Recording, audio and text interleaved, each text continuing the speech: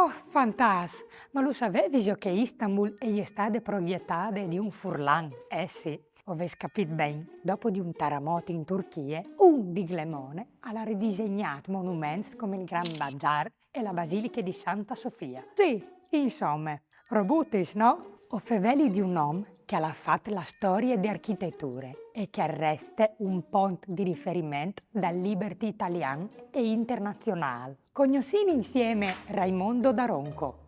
Per darsi un'idea del personaggio, Daronco era il classico tipo che non la tira ferma, perdute la vita alle lati incontri al Newf e alla vissuto per soddisfare la sua bisogno di avventure. Dopo le lauree in architetture alle accademie di Bielis Arts di Vignesie, di Bon Furlan che al di noi alla fatto sceltis estrosis, ma saranno proprio che a portare il successo che ha avuto, sia in Italia che dal Forest. Il fatto che lui al savoltarà la sua vita lavorativa è l'incarico in Turchia.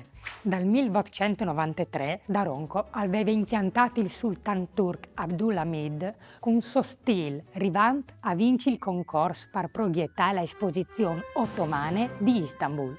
L'anno dopo, però, è successo un forte terremoto che ha sbalino i plans. L'esposizione è di sei rimandate, ma il sultan gli propone a Daronco di fermarsi lì e gli affida tutta la ricostruzione. Raimondo al restaura moschee, ospedali, edifici con un linguaggio architettonico unico e un evore eclettico, diventando un vero protagonista in Eurasia, una delle vetrine più importanti del mondo. E pensà che gli era partito di Garzon, quando aveva nome Couture di Sainz, Attila. Così lo chiamavano in famiglia per il suo carattere ribelle. È stato mandato a Graf a fare una scuola per palirs, per via di quietà un tic il giovane. La creatività e la capacità di Raimondo risalta in subito e per tutte le vite l'architetto lavorerà per tenere vivo che suo talento. Ogni esperienza sarà per lui una sfida di vincere per crescere e migliorarsi. Daronco al studio e all'interprete per dopo muoversi libero tra epoche, materiali e stili, elementi che nessun alvarez olsat a metti d'onghie. Raimondo gli fondeva con originalità, incrosanti influenze e strutture lontane tra di loro, tanto dai suoi progetti, per esempio, sono una fusione unica tra l'arte ottomana con la cultura architettonica viennese, Oriente e Mitteleuropa. È un bel mix, eh?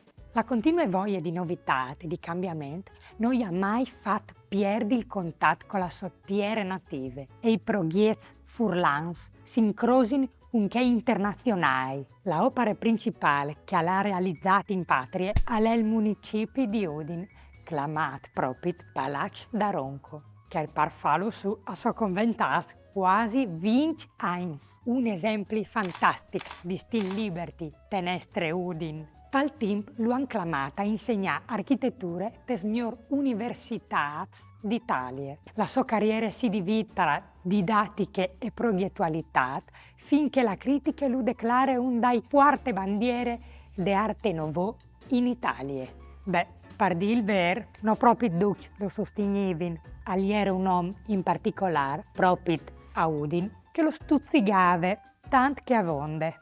Daronco, uomo impulsivo, ha la risposte pronte. Sul palazzo del municipio al fa smetti la statua di Chelom, rappresentate con le sorelle di mus, bendate e plene di simboli di superstizione, e la maschera perfetta di ignoranza. Non li smandava proprio a dire, L'avete mai notate?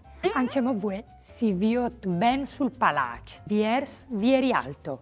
Po' bene, fantastico. C'è tipo che è Daronco, un professionista che ha portato il talento furlan a torp al mondo. Un uomo creativo che ha vissuto la sua vita in ricerche continue, de sorprese, senza mai contentarsi dal presente. Un architetto esuberante che odiava la mediocrità e che, proprio per questo, non aveva paura di farsi sentire se anche non stava bene. Mi raccomandi, se non avete voglia di fare la fine di quel sul palazzo, mettete un mi piace a questo video. Aman!